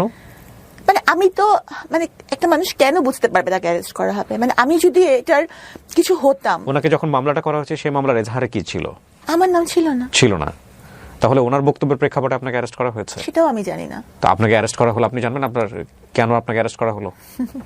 বললাম তো চলমান মামলা, আমি এখন কিছুই বলবো না, সময় এটার উত্তর দিবে। তবে আমি কিছুই জানতাম না, তো প্রমাণ হচ্ছে আমি রেগুলার হাসপাতালে ডিউটি করছিলাম। কোন হাসপাতালে সেটা? জাতীয় হৃদরোগ ইনস্টিটিউট, সরকারি হাসপাতালে। জি। তারপর? তো আমি যদি বুঝতেই পারতাম তাহলে তো আমি এত ইজি লাইফে থাকতেই পারতাম না। রেগুলার হাসপাতাল করা বা এগুলো করা কি আমি করতাম? আমি তো পালিয়ে যেতে পারতাম, আমার কাছে তো আমার পাসপোর্ট ছিল। কিন্তু এখানে আরেকটা প্রশ্ন, না ডেফিনেটলি আরেকটা আপনি যেমন আপনার জায়গাটা বলতে পারেন, আমাদের জায়গা থেকে কোয়েরি আসছে, আপনি অ্যান্সার করলে না করলেও সমস্যা নেই, এটা আপনার ফ্রিডম আছে এই অনুষ্ঠানে। সরকার যখন এরকম একজন গভর্নমেন্ট এমপ্লয়িকে অ্যারেস্ট করছে এবং একই সাথে সে একজন বিসিএস ক্যাডার, তখন সরকারের জায়গা থেকেও তো এটার একটা চরম পর্যায়ে যাচাই বাছাই করেই তারপর অ্যারেস্ট করা হয়েছে। সুতরাং এই বিষয়টাও তো আমরা চাইলেও মানে শুধু ইমোশনের জায়গাটা থেকে বিচার করতে পারি না। ডেফিনেটলি দেয়ার কোনো না কোনো রিজন ছিল। আপনি তো বোধহয় এখন সাসপেন্ড অবস্থায় আছেন, তাই কি? আমি সাময়িক বরখাস্ত অবস্থায় আছেন। সো আপনি বলতে চাচ্ছেন যে আপনার হাজবেন্ডেরই কর্মের জন্য বেসিক্যালি আপনাকে এই জায়গাটায় আসতে হয়েছে? আমি বলতে চাচ্ছি না যে উনি এই কাজটা করেছেন। আপনি সেটাও বলছেন না? আমি সেটাও বলছি না, কারণ আমি এটা জানি না। আচ্ছা, কি হয়েছে আপনি জানেনই না? আমি জানি না আসলে। তাহলে আপনি বলতে চাচ্ছেন যে মিডিয়াতে যে সব ঘটনা ঘটেছে বা যেগুলো নিয়ে আসা হয়েছে সেগুলো কি মিথ্যা? আমি তো এটাই বলবো যে যেহেতু মামলাটি চলমান, এই জন্য আমি এই প্রসঙ্গে কিছু বলবো না। আর আমি যদি এখানে আপনার শোতে বসে কাঁদতে কাঁদতে মরেও যাই আমি নির্দোষ এটা বলে, যারা ভাববে যে সাবিনা দোষী তারা ভাববেই সাবিনা দোষী। যেমন ধরেন আমি কিন্তু এখন সাজা খেটে বের হয়েছি 3টা বছর কিন্তু কম কথা না। হ্যাঁ, একটা মানুষের জন্য 3টা দিনও জেলে থাকা কষ্টকর। এখনো কিন্তু আমি সাজা কাটার পরেও সাবিনার দিকে অভিযোগের আঙ্গুল রয়ে গেছে। না, নট লাইক দিস। আপনি 3 বছর খেটেছেন, আপনি সারাটা জীবন বাংলাদেশের সামাজিক প্রেক্ষাপটে কোনোদিন কি আপনি এই মানুষের যে কুদৃষ্টি সেখান থেকে বেরোতে পারবেন? কখনোই পারবেন না। আপনি যদি নির্দোষ হন, আপনি কোনোদিন এটা থেকে বেরোতে পারবেন না। এটা অপূরণীয় ক্ষতি। আমি বলছি না আপনি দোষী না নির্দোষ, এটা আমাদের সামাজিক জায়গা থেকে এটা একটা বড় ধরনের বিষয়। পুলিশ ধরা মানেই মনে করে নেয় মানুষ, এটা তো আপনি জেল খেটেছেন, পুলিশ ধরা মানেই মানুষ মনে করে নেয় যে সে খারাপ লোক। সো ওই জায়গাটা না আমরা পরে যাচ্ছি, কিন্তু আপনাকে তলব করা হয়েছিল, সো আপনি অ্যাটেন্ড করেছেন, তারপর আপনাকে বলা হয়েছে জেলে চলে যাওয়ার জন্য। এর আগ পর্যন্ত, এই ঘটনার আগ পর্যন্ত আপনার নামে কোনো ধরনের কোনো ক্রিমিনাল কেস বা কোথাও কোনো কিছু কি আছে সরকারের খাতায়? কোথাও কিছু নাই। হলো তো আপনার বিসিএস জবই হওয়ার কথা না, নাই, এটাই ফার্স্ট। আপনি জেল জীবন নিয়ে একটা বই লিখেছেন, সেটা নিয়ে এবারে বইমেলায় তুমুল আলোচনা হচ্ছে, অনেকেই কিনেছেন, অনেকে রিভিউ করছেন। বন্দিনীটা কিন্তু আমার লেখার উদ্দেশ্য কিন্তু আমার জেল জীবন না, অন্তত এই খণ্ডটা, এটা প্রথম খণ্ড, আমি বন্দিনীর দ্বিতীয় খণ্ডের কাজে হাত দিয়েছি। হ্যাঁ, এটা অন্তত অ্যাটলিস্ট আমার ঘটনা না, এটা হচ্ছে। কি সুন্দর কথা লিখেছেন উনি বইয়ের, আহা আমি তো দেখি না এই জিনিসটা। আপনি আমাকে বইটা দিয়েছেন, কি সুন্দর একটা অটোগ্রাফ দিয়েছেন, আল্লাহ আপনার দোয়া কবুল করুক। দেখেন সাবরিনা লিখেছেন, কি সুন্দর করে, আপনারা পড়ে নিয়েন। হ্যাঁ, খুব সুন্দর করে, আমি একটু পড়ে শোনা জানো উল্টোভাবে দেখা যাবে কিনা ক্যামেরায়। প্রচন্ড খ্যাতিমানী মানুষটিকে আল্লাহ আরো খ্যাতির শিখরে নিয়ে যাক, আলহামদুলিল্লাহ, আল্লাহ আপনার দোয়া কবুল করুক। জি, আপনি যেটা বলছিলেন যে জেলে যাওয়ার গল্পটা। হ্যাঁ, তো এগুলো হচ্ছে এক একটা মেয়ের জীবন কাহিনী, বা একটা মানুষ কখন দেখা যাচ্ছে যে বিভিন্ন রিলেশনে ইনভলভ হয়ে, মানে এইসব। আমি একটা অনুষ্ঠান করতাম, যাহা বলিব সত্য বলিব, হ্যাঁ, এবিসি রেডিওতে। এরপরে আমি সিক্রেট নামে করেছি ঢাকা এফএমে, একই কন্টেন্ট কিন্তু ডিফারেন্ট নামে। সেখানে আমি এরকম অসংখ্য কেস পেয়েছি, অসংখ্য কেস আমি এখানে এভাবে রিভিলও করেছি রেডিওতে, যেটা হচ্ছে যে একজন মানুষ কিভাবে অপরাধী হয়, কি অপরাধ করে এবং এটার পরিণতি কি হয়। সো আপনি যেটা বলছেন সেটা তো ডেফিনেটলি আপনি একবারে গ্যাং যেটা বলে জেলখানায় গিয়ে বসে আপনি জিনিসটা ফেস করতে পেরেছেন। এবং আমি এই প্রেক্ষাপটগুলোর কারণে অ্যাটলিস্ট মানুষ বুঝবে যে এটা করলে অপরাধ হয়, এটা করলে জেলে যেতে হয়। বইটা পড়েন আপনারা, হ্যাঁ, বইটা পড়লে হয়তো আপনাদের একটা নলেজ তৈরি হবে। কিন্তু আপনার অভিজ্ঞতা কি ছিল? যে এই জীবনটা সম্পর্কে তো আপনি জানতেনই না, আপনি একটা সোভার ফ্যামিলি থেকে এসেছেন, আপনি একটা চমৎকার পরিবেশ, নিজের মনস্তাত্ত্বিক জায়গা থেকে এগুলো মেনে নেওয়া তো ভয়ঙ্কর রকমের একটা যুদ্ধ, এক। আর দুই নম্বর হচ্ছে আপনি ওখানে যাওয়ার পরে আপনি কি পেলেন, কেমন অ্যাকোমোডেশন পেলেন, মানে কি হলো, এগুলো একটু আমাদেরকে বলেন। আমি যখন প্রথমে ওখানে গেলাম, আমি তো যেহেতু বিসিএস ক্যাডার ছিলাম, সেহেতু কারাবিধান অনুযায়ী আমি ডিভিশনে ছিলাম। ডিভিশন মানে হচ্ছে একটা, এটা হচ্ছে ব্রিটিশ আমল থেকে নির্ধারণ করা, একটা আলাদা রুম থাকবে আপনার জন্য, এটা আলাদা রুম থাকবে, সাথে বারান্দা থাকবে, আর হচ্ছে যে একটা সেবক থাকবে। আর খাবার দাবার ব্যাপারটা হচ্ছে যে নর্মাল একজন মানে বন্দি যে পরিমাণ খাবারটা পাবে, সেম মেনুটাই, সেম মেনু, কিন্তু গ্রামস এর কিছু ডিফারেন্স থাকবে। ডিভিশন প্রাপ্ত আসামি পাবে। কিসের? ধরেন আজকে আপনার বরাদ্দ হচ্ছে যে মিষ্টি কুমড়া, হ্যাঁ, একজন নর্মাল বন্দি, আমি সেই মিষ্টি কুমড়াই বরাদ্দ পাবো, কিন্তু আমারটা আমার কুক রান্না করবে। ওকে, ওকে, কিন্তু মেনু কিন্তু সেম। গল্প সল্প করার জন্য কোনো মানুষ দেওয়া হবে? উনিই গল্প করবে। উনি কি থাকে আপনার সঙ্গে নাকি চলে যেত? না, থাকতো, ওই রুমেই থাকতো, এক রুমে থাকে। উনিও কি জেল জীবন কাটাচ্ছে নাকি? হ্যাঁ, উনি আরেকজন বন্দি। ও, সো জেলের মধ্যে শুধু থাকা না, সার্ভিসও দিতে হয় ওখানে? অবশ্যই, সশ্রম কয়টা, কারাদণ্ড। ওকে, আমিও তো সার্ভিস দিয়েছি, আমি বাগানের মালিক ছিলাম না, রুমের পাহারাও তো ছিলাম। আচ্ছা, সশ্রম কারাদণ্ড হয়েছিল আমার। যাদের সশ্রম কারাদণ্ড হয় প্রত্যেকের কাজ করতে হবে, এটা বাধ্যতামূলক, বিভিন্ন রকমের কাজ করতে হয়, এক একজনকে এক একটা। এটা কারা কর্তৃপক্ষ নির্ধারণ করে কাকে কোন কাজটা দিবেন। আচ্ছা, এটা নিজের ইচ্ছা মতো বেছে নেওয়ার সুযোগ নেই। ডেইলি লাইফটা কি ছিল? প্রথম তো খালি বলতাম যে আল্লাহ, আমি মরে গেলাম না কেন, মানে এতটা অপমান আমি নিতে পারছিলাম না। আর একটা মেয়ে যখন কোনো মামলায় সম্পৃক্ত হয়, তো সেই মেয়েটার ব্যক্তিগত জীবন, তার চরিত্র, তার বয়ফ্রেন্ডের সংখ্যা, তার চলাফেরা, তার লিপস্টিকের কালার এমন ভাবে আলোচিত হয় যে সেটা এতটাই ভয়ঙ্কর যে তার জীবন তো জীবন, তার বাবা মার জীবন ধারণ করাটাও কঠিন হয়েছে। আপনি জেলে বসে এগুলো বুঝতে পারছিলেন যে আপনাকে বাইরে নিয়ে কি হচ্ছে? আইডিয়া পাচ্ছিলেন কিছুটা? তো বটেই। কোনো মেয়ে যদি কোনো যৌন হয়রানির ভিকটিম হয়, তখনও কিন্তু তার চরিত্রের দিকে অঙ্গুলি নির্দেশ করা হয়েছিল, হয় যে তার চলাফেরায় নিশ্চয়ই কোনো দোষ আছে। তাহলে চিন্তা করেন যে যেখানে আরেকটা নারী মামলায় সম্পৃক্ততার অভিযোগে অভিযুক্ত হয়, তার চরিত্র নিয়ে কত কথা উঠতে পারে। আর সে যদি একটু আধুনিক হয়, সে যদি একটু গাঢ় কালারের লিপস্টিক দেয়, তাহলে তো বুঝেই নেন কি হবে তার সাথে। তার জীবন তো দুর্বিষহ হয়ই, তার বাবা মার জীবনটাও শেষ।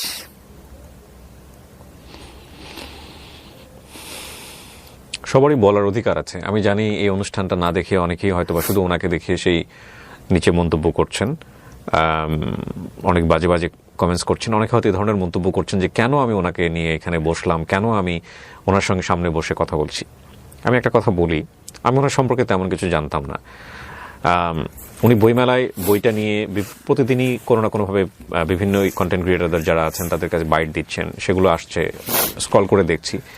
একটা বাইট আমাকে খুব টাচ করে, সেটা হচ্ছে উনি নর্মালি বলছেন যে ভাই আমি তো জেল খেটে বের হয়েছি, আমি তো আইন আদালত আমার বিচার করছে, আমাকে তো নর্মালভাবে বাঁচার সুযোগ দেন, আমি তো সমাজের 8-10 জন মানুষের মতো মানুষ, আমার তো নর্মালভাবে বাঁচার সুযোগ আছে। এই লাইনটা আমাকে খুব ক্যাচ করে। এবং তারপরে আমার এক ছোট ভাই রনি, ওকে আমি বলি, যেহেতু ও বইমেলাতে থাকে সবসময়, আমাকে বলি যে আমি ডক্টর সাবরিনার ইন্টারভিউ করবো, আমি ওনার সঙ্গে একটু কথা বলবো, ওনার একটু ব্যবস্থা করো। তো রনি ওনার সঙ্গে কথা বলে ওনাকে আজকে এখানে নিয়ে এসছে। আমি আসলে শেষের দিকে এসে কিছু কথা বলবো আজকের অনুষ্ঠান নিয়ে। আমি ডেফিনেটলি ওনার জন্য কোনো সাফাই গাইবো না, এবং উনি অপরাধ করেছেন কি করেননি সেটার বিচার কোর্ট করবেন।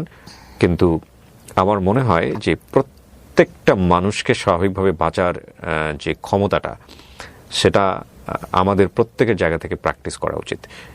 একটা হচ্ছে যে আমি নিজে স্বাভাবিকভাবে বাঁচতে চাই, আর আরেকজন মানুষ তাকেও স্বাভাবিকভাবে বাঁচার যে ব্যাপারটা, সেখানে আমার কোনো দৃষ্টিভঙ্গি, আমার কোনো কথা, আমার কোনো কটু কথা যেন কোনোভাবেই আঘাতপ্রাপ্ত না করে। আমি বললেই যে চেঞ্জ হবে বিষয়টা এরকম না, বাট সেই জায়গাটায় অনেক কিছু আমার করার আছে আমার কাছে, কেন জানি মনে হয়। আমার বলতে আমি আপনাদের সবাইকে বলছি। জি, তো এরপর কি হলো সাবরিনা? আপনি আসলে কারাগারে তো বিভিন্ন লেভেল থেকে মানুষ আসে, ওরাও আবার জাজমেন্টাল হয় কিনা? ও হ্যাঁ, ওরা তো কিছুটা প্রথম দিকে তো যথেষ্টই ছিল যে, আর এমনিতে হচ্ছে কারাগারে যেসব মানুষ আসে, মানে দেখা যায় যে বেশিরভাগই মাদক মামলা নিয়ে আসেন, এবং তাদের সাথে তো আমাদের কিছু ডিফারেন্স আছেই। হ্যাঁ, তো তারা তো কটাক্ষ করতো, উপহাস করতো। আপনার লেভেলের ওখানে কেউ কাউকে পান নাই? যে আছে আছে আছে, কেউ কেউ অপরাধ করে এসেছে, স্বীকার করেছে যেটা করেছি। যেমন যে তার মানে যে নিজের চোখে প্রত্যক্ষ করেছে যে তার ছেলের সাথে এরকম ঘটছে, তারপর কি সে মেরে ফেলেছে? তাকে মেরে ফেলেছে, সে নিজে স্বীকার করেছে এটা। মানে তার ছেলেকে করা হচ্ছিল, তারপরে সে খুন করেছে তাকে? হ্যাঁ। মহিলা? মহিলা, হ্যাঁ হ্যাঁ, মহিলা তো বটেই। ডেফিনেটলি আমি শুনি তো মহিলা ইয়েতেই ছিলেন। সে বলেছে যে হ্যাঁ আমি এটা করেছি, আমি যে কোনো সাজার জন্য প্রস্তুত, আমি করেছি। তার মামলাটা চলমান আছে, তার এখনো রায় হয়নি, কিন্তু সে আর জেলে আছে। তো সে নিজেই আমাকে ঘটনাটা বলেছে। সে খুব কম বলে, এবং তার বাচ্চার সাথে যে এই ঘটনাটা ঘটেছে সে কিন্তু এটা কাউকে বলেনি। কে করেছে এই কাজটা? তারই সে একটা সে গাজার মামলার ব্যবসার সাথে জড়িয়ে গিয়েছিল, সেটাও কিন্তু ফর সার্ভাইভাল, কারণ তার স্বামীর সাথে তার ডিভোর্স হয়ে গেছে। ওকে ওকে। তো যার সাথে সে ব্যবসা করতো, তার পার্টনার, ও সেই পার্টনার এই কাজটা করেছে? হ্যাঁ, এবং সে জানতো না, পার্টনারটা হচ্ছে খুবই জেন্টল একজন মানুষ ছিল। তো যখন সেটা দেখলো, মানে সে নিতে পারছিল না, এবং যখন এবং সে কিন্তু কাউকে বলে নাই এই ঘটনাটা, কারণ তার বাচ্চার ভবিষ্যৎ যদি নষ্ট হয়, সে জেলে ঢুকে বসে আছে। হ্যাঁ, সে কাউকে বলে নাই যে আমার বাচ্চার সাথে এরকম ঘটনা ঘটেছিল। তো তার কথাটা কি সামনে আনা উচিত না? Definitely every coin has to side. আমার খুব ইন্টারেস্টিং লাগছে আপনার। আমি জানি না, প্রতিটা গল্প আমি নিজের বলে বলছি, কিন্তু আপনি আপনার গল্পটাই তো বলতে পারলেন না এখন পর্যন্ত কাউকে। বলবো, সময় আসুক। সব সময় সব কথা কি বলা যায়? আপনিও কি বলতে পেরেছেন? না, পারিনি। আর আমি আজানের পরে, হ্যাঁ শিওর, আজান পরে আমরা একটু পজ দেই।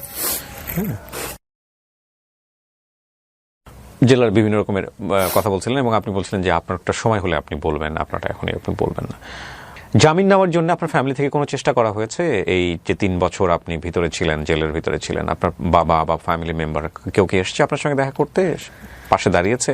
আমি তো আগেই বলেছি যে আমার ফ্যামিলির কেউই বাংলাদেশে থাকে না, আর যারা বাংলাদেশে থাকে না তারা কিন্তু এই বিষয়গুলো খুব একটা ভালো বোঝে না। আর আমার বাবা যদিও অতিরিক্ত সচিব ছিলেন, উনিও কিন্তু এই ব্যাপারগুলো ভালো মতো হ্যান্ডেল করতে পারছিলেন না।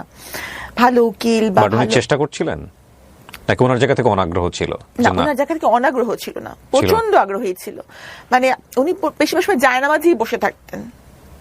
হ্যাঁ, কিন্তু কিভাবে করতে হবে বা কোন ওয়েতে যেতে হবে, আর মানে উনি একটা বয়স্ক মানুষ, ওনার বয়স হচ্ছে 79 এরকম। তাহলে উনি কোথায় যাবেন, কি করবেন, কার কাছে যাবেন? আমার তো কোনো ভাই নাই, তো মামলাটা ভালো মতন হ্যান্ডেলও আসলে করা হয়নি। যে প্রকাশনী থেকে প্রকাশ পেয়েছে ওনারা যোগাযোগ করেছিলেন আপনার সঙ্গে যে আমরা বই বের করতে চাই? আর আমার এডিটর যিনি আহমদ পাবলিশিং হাউস, জি, আমার যিনি এডিটর উনিও মারাত্মক ভালো একজন এডিটর। কতগুলো বিক্রি হয়েছে এখন পর্যন্ত? আজকে আমি রেকর্ড করছি, এই ডেটটা বলছি, 15ই ফেব্রুয়ারি পর্যন্ত। আমি খুব দ্রুত এই ভিডিওটা পাবলিশ করব। হ্যাঁ, আচ্ছা, প্রথম 6 দিনের মধ্যে বইটা এসেছিল 4 তারিখে, 4, 5, 6, 7, 8, 9 তারিখের মধ্যে বইয়ের 1000 প্রথম মুদ্রণের 1000 কপি শেষ হয়ে গেছে। ওকে।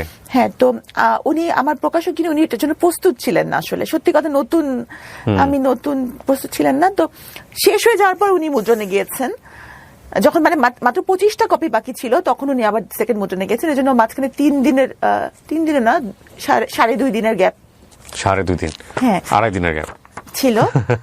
তো পরে হচ্ছে যে আবার বইয়ের মুদ্রণ চলে এসেছে, দ্বিতীয় মুদ্রণ। অনেকে মনে করতে পারেন যে এই বইটার প্রমোশন করার জন্য আমি ভিডিওটা করছি। নো, ডেফিনেটলি না। এই বইটা এমনিতেই বইমেলাতে হট কেক। হ্যাঁ, সো এটা প্রমোশন করার কিছু নাই। ডক্টর সাবরিনার বই কোথায় পাওয়া যায়, বইমেলাতে গিয়ে আপনারা বললেই দিয়ে দিবে। আর হ্যাঁ, ডেফিনেটলি আমি প্রমোশন করি, বাট আমি কোনো বইয়ের প্রমোশন এখন পর্যন্ত করিনি। আচ্ছা, সো সাবরিনা, আপনি 3 বছর পর যে জামিনটা পেলেন, এটা সরকার থেকে আপনাকে জামিন দেওয়া হলো, এবং বের হওয়ার পরে আপনি জীবনটাকে কিভাবে দেখলেন 3 বছর পর? যখন এখন তো আপনার নিয়মিত হাজিরা দিতে হয় ডেফিনেটলি। বের হয়েছেন কত সালে? আপনি কবে বের হয়েছেন? আমার 8 মাস হয়েছে। 8 মাস হয়েছে। বের হওয়ার পরে আপনি কি পেলেন, কোথায় গেলেন, কি বের হওয়ার পর আমি আমার আব্বাকে বললাম, আব্বা তুমি কি আমাকে বাকি জীবনটা খাওয়াতে পারবা? তখন আব্বা বলে হ্যাঁ পারবো। তখন আমি ধরে নিলাম যে আমি আর কিছু করব না। হ্যাঁ, আমি বেশিরভাগ সময় যা করব, চেম্বার করি বা আমি লেখালেখি করি বা আমি আইন পড়ছি, কোনোটাই টাকা উপার্জনের জন্য হবে না। কারণ আমার আব্বা বলছে আব্বা আমাকে মোটামুটি খাওয়াতে পারবে। আর গয়নাগাটি আমি কখনোই পড়ি না, তাহলে আমার জীবনে খুব বেশি চাহিদা আগেও ছিল না, এখনো নাই। আমি কারাগারের মহিলাদের কিছু কথা দিয়ে এসেছি যে তাদের জন্য আমি কিছু করব। কারণ কি, আমি নিজে টের পেয়েছি যে মামলাটা যদি সঠিকভাবে হ্যান্ডেল না করা হয় তাহলে কতটা ভুগতে হয়। এবং অনেকেই আছেন যাদের মামলাটা যদি একটু প্রপার ওয়েতে হ্যান্ডেল করা যায় তাহলে কিন্তু মামলা থেকে খুব ভালো রেজাল্ট আসা সম্ভব। এটা চিন্তা করে প্রথমে আমি এলএলবি-তে ভর্তি হয়েছি। আমি একদম বের হওয়ার পরপরই সেশন ধরেছি, এবং আমার কাছে মনে হয়েছে যে একজন আইনজীবী চাইলে তার মানে ক্লায়েন্টের জীবন, মান সম্মান, ভবিষ্যৎ সবই তো আল্লাহর হাতে, কিন্তু উনি চাইলে এটা করতে পারেন, সংরক্ষণ করতে পারেন। তো আমি নিজে এলএলবি-তে ভর্তি হয়েছি, এবং আমার ইচ্ছা যে ওই বন্দীদের জন্য কিছু করা। কারণ ওরা, আমি বের হওয়ার সময় আমাকে বলছে যে আমাদের জন্য কিছু কইরো, আমাদের কেউ নাই। কারণ চিন্তা করেন, একটা মহিলা মানুষ 12টা বছর ধরে জেল খাচ্ছে, তার হাজবেন্ড বিয়ে করে চলে গেছে, তার বাবা মা মরে গেছে, তার ভাই তার ফোনে তার গলা শুনলেই ফোন রেখে দেয়, তার ছেলে মেয়ের সংসারে তার ঠাঁই নেই, সে কই যাবে? আমার তো তাও আল্লাহর কাছে শুকরিয়া বাবা মা আছে, ওরা কই যাবে? আর আমি যেভাবে পদে পদে হিউমিলিয়েশনের শিকার হচ্ছি, তাদের কি অবস্থা? তারা যে লেভেল থেকে এসেছে তাদের তো আরো বেশি কঠিন অবস্থা, তারা কি করবে? তো আমার যেটা মনে হয়, সাবরিনা যেমন একটা বন্দীদের প্রতিনিধি, সাবরিনা সাজা খেতে বের হয়েছে, সাবরিনাকেও বাঁচতে দেন। অন্য বন্দীরা যদি সংশোধিত হয়ে বাঁচে তাহলে তাদেরকেও বাঁচতে দেন। I admit this line. অবশ্যই বাঁচতে দেওয়া উচিত, সম্মানের সাথে বাঁচতে দেওয়া উচিত। দেখুন, পৃথিবীতে আমরা কেউই ফেরেশতা হয়ে দুনিয়াতে আসেন, ইনক্লুডিং মি। আমি আমার কথা বলছি, যারা এই অনুষ্ঠানটা দেখছেন অনেকেই আপনারা জাজমেন্টাল হবেন, আমি জানি ডেফিনেটলি হবেন, কিন্তু জাজমেন্টাল হওয়ার আগে আঙ্গুলটা নিজের দিকে দেন। আপনি জানেন, আল্লাহ জানে যে আপনার জীবনে পাপ কত, আপনার জীবনে কত ভয়ঙ্কর ভয়ঙ্কর গুনাহ আছে, যেটা হয়তো আপনি শুধু জানেন এবং আপনার সৃষ্টিকর্তা জানেন। সুতরাং এত পাপ নিয়ে, এত ভুল নিয়ে আরেকজন মানুষের দিকে অন্তত পক্ষে আপনি সেই কাজটা বা সেই আঙ্গুলটা তুলেন না যেটা তাকে স্বাভাবিক জীবন দিবে না। একটা কথা আমি বলতে চাই, সেটা হচ্ছে যে যখন প্রথমেই মানুষ আমার সাথে নেতিবাচক বলে, তারা কিন্তু প্রথমে আমাকে চেনে না, ব্যক্তিগতভাবে চেনে না। তারা কেন আমাকে খারাপ ভাবে? যে একটা মহামারীর সময় একটা খুবই সেন্সিটিভ মামলার সাথে আমার সম্পৃক্ততা ছিল, এই জন্যই এই প্রতারণার প্রতি তাদের সেই এইটা, তাই না? কারণ তারা তো ব্যক্তিগতভাবে আমাকে চেনে না, বা আমি এটা করতে পারবো কি পারবো না এটা কিন্তু আমার কলিগ বা ফ্রেন্ডসরা জানে। যে সাবিনা এটা করতে পারে না, কিন্তু ওনারা কিন্তু জানে না।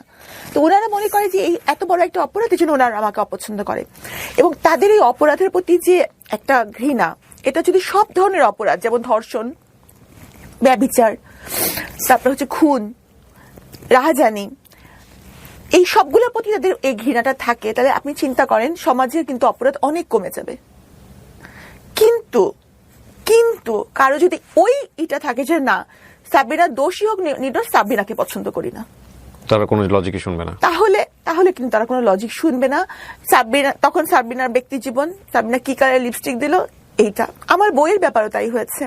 পদে পদে বিভিন্ন ধরনের অপপ্রচার হচ্ছে, এমনকি আপনি অবাক হবেন, আপনি তো জানেন না বা বইমেলা আপনি যান না, বইমেলা একজন একদিনের জন্য একটা মেয়ে জেল খাটতে এসেছিল একদিনের সাজা নিয়ে। আপনার যে কোলে বোধহয় ওটা নিয়ে, হ্যাঁ আমি নিজে কনফিউজ হয়ে যাচ্ছিলাম যে একটা ছেলে এরকম করছে, আবার আপনাকে মনে হচ্ছিল যে আপনি যথেষ্ট মায়াবতী, যে কারণে হয়তো আপনাকে সান্ত্বনা দিচ্ছেন। কি হয়েছে ঘটনাটা বলেন, তুমি বলেছো না বোধহয় একটা জায়গায়? বলেছি। ওই মেয়েটা একটু মানে খেলোয়াড়, আচ্ছা আচ্ছা, খেলোয়াড় মেয়েটা, এবং খেলোয়াড় মেয়েরা ওদের ড্রেস আপটা একটু অন্যরকম হয়, এবং একটু ফিজিক্যাল এটাও একটু অন্যরকম হয়ে যায়, ছেলেদের ড্রেস পরে বয়কাট চুল। ওকে, তো সে একদিনের সাজা নিয়ে একটা মারামারি মামলায় জেলখানে এসেছিল। আচ্ছা, তো স্বাভাবিকভাবেই মানে একটা ড্রেস দিয়ে কিন্তু একটা মেয়েকে জাজ করা হয়, অন্তত বাংলাদেশে। হ্যাঁ, তো সে আসার পরে সব অন্যান্য বন্দীরা তাকে একেবারে খুব করা শুরু করলো, মানে তার প্রতি একটা মানে বাজে একটা যে সে কেন এই পোশাক। আচ্ছা আচ্ছা আচ্ছা। তো সে এসে ঠিক বুঝতে পারছে না যে খাবো কি, খাবারও ধরে নাই সে, মানে খাবার ধরার কিন্তু একটা সিস্টেম আছে ওখানে, যে সময় খাবারটা ডিস্ট্রিবিউট করা হয় ওই সময় কিন্তু আপনাকে ওই আপনার একটা টিনের থালা বাটি থাকবে, সেখানে আপনি খাবারটা নিতে হবে। আপনি যদি না নেন তারপর কিন্তু বাকি সময়টা আপনার কিন্তু কোনো খাবার নাই। আচ্ছা, মানে খাইলে খাও, না খাইলে না খাও, না খাবার সবাই নেয়, কারণ ওখানে কিন্তু এমন না যে আমি দোকানে গেলাম আর খাবার কিনে চলে আসলাম যখন তখন, তার তো না। তো সে খাবার ধরতে বুঝতে পারেনি, আর অন্য বন্দীরা তাকে সাহায্য করছে না। আচ্ছা, তো সে খেলে বাসায় ফিরছিল, ওই সময় সে তার সাজা হয়েছে, সে জেলে চলে আসছে। ওই সময়টুকু এই কারাগারে পর্যন্ত প্রায় 24 ঘন্টা সে না খেয়ে আছে। আচ্ছা, সে কাঁদছিল। তা আমি তাকে যখন কয়েদি রুমে ডেকে নিয়ে আসলাম, তো কয়েদি রুমেও তেমন কোনো খাবার নাই, আমার কাছে ছিল একটু মুড়ি আর 2টা কলা, ওকে আমি দিলাম। আমি একটু পানিটা নিতে যাবো, এর মধ্যে দেখি সে খাবার গোগরা সে খেয়ে ফেলছে। ওকে, মানে she was so much hungry, right. তারপর পানি দিলাম, পানি খেলো, পানিও তার কাছে ছিল না, সে কিন্তু পানিও খায়নি। আচ্ছা, তো ওই যে সেটা কৃতজ্ঞতা বোধ, এটা কিন্তু নর্মাল মানুষ রিয়েলাইজ করতে পারবে না। মানুষ ভাবে যে একবেলা না খেলে কি হয়, কিন্তু ওই মানে ওইখানে একটা অ্যাটমসফিয়ার, কারাগারের একটা ভয়ানক অ্যাটমসফিয়ারে এরকম একটা জিনিস কিন্তু মনে রেখেছে, সে কৃতজ্ঞ। যদি আমরা বেশিরভাগ মানুষই কৃতজ্ঞ না, মানে কোরআন শরীফে আল্লাহ বলেছেন এত নিদর্শন দেখার পরেও তবুও কি তারা কৃতজ্ঞ হবে না, কৃতজ্ঞতা প্রকাশ করবে না। হ্যাঁ, তো তার মানে মানুষের মধ্যে বেসিক এটাই হচ্ছে কৃতজ্ঞ। হ্যাঁ, ওই যে ওই মেয়েটার মাথায় যে আমি যে তাকে হেল্প করেছিলাম, তো ও শুনেছে আমি বের হয়েছি, সে 8 মাস ধরে আমাকে খুঁজেছে, কিন্তু আমার ঠিকানা তো আর সে জানে না। তো যখন এই মানে গণমাধ্যমে এসেছে, আমি বই মেলায় আসছি বা বই বার হয়েছে, তখন সে খুঁজে খুঁজে মেলায় এসেছে। তখন সে আপনারা দেখেছেন যে সে এসেছে বা আমাকে কৃতজ্ঞতা জানাচ্ছে। ওইটাকে মানুষ যদি বলে যে সেটা একটা ছেলে বা তার সাথে আমার কোনো সম্পর্ক, এটা রটনা করা হয়েছে, হ্যাঁ, তাহলে সেই অপপ্রচারকে আপনি কিভাবে দেখবেন? এটা একটা বড় সমস্যা আমাদের জায়গা থেকে। তবে এটা ঠিক যে মানুষের এই জাজমেন্ট করার জায়গাটা বন্ধ করার কোনো সুযোগ নাই।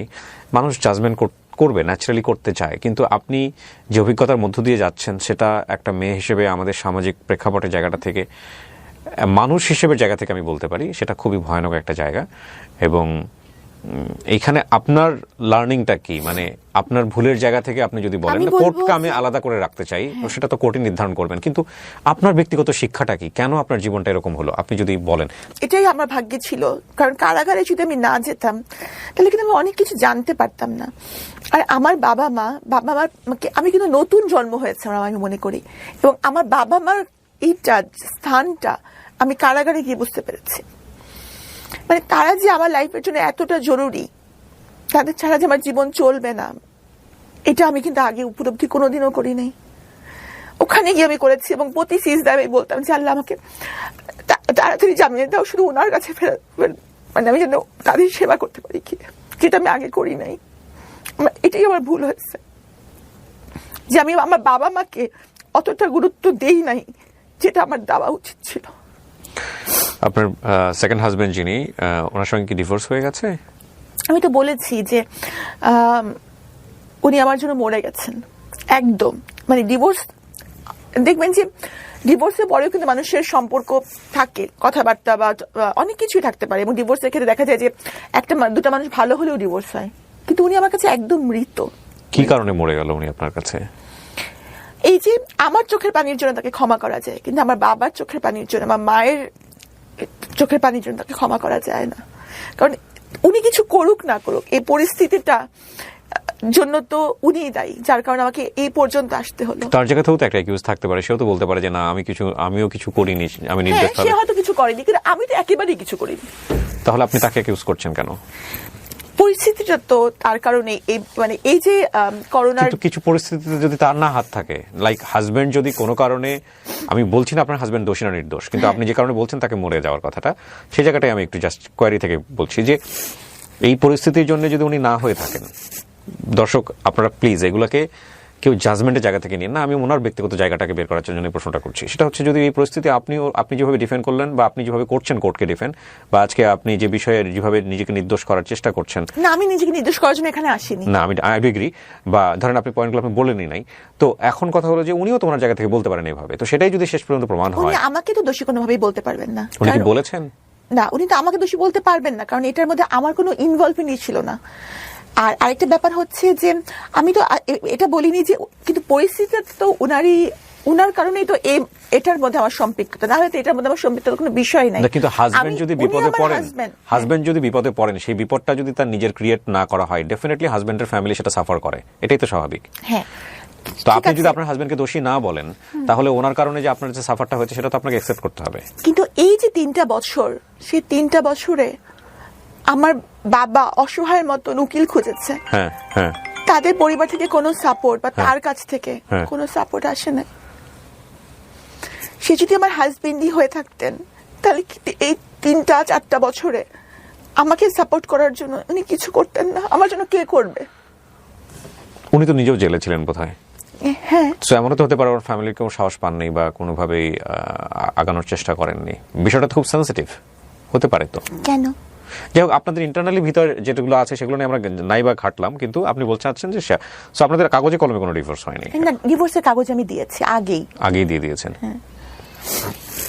ওকে, আমরা একেবারে শেষের দিকে চলে এসেছি, কিন্তু আমার অনেক বেশি তেষ্টা থেকে গেল আজকের অনুষ্ঠানটা নিয়ে। দেখেন, আমি জানি না আপনি দোষী না নির্দোষ। আমার অনুষ্ঠানে আসলে আপনাকে আমি দোষী নির্দোষ সেটা প্রমাণ করার জন্য ডাকিও নাই।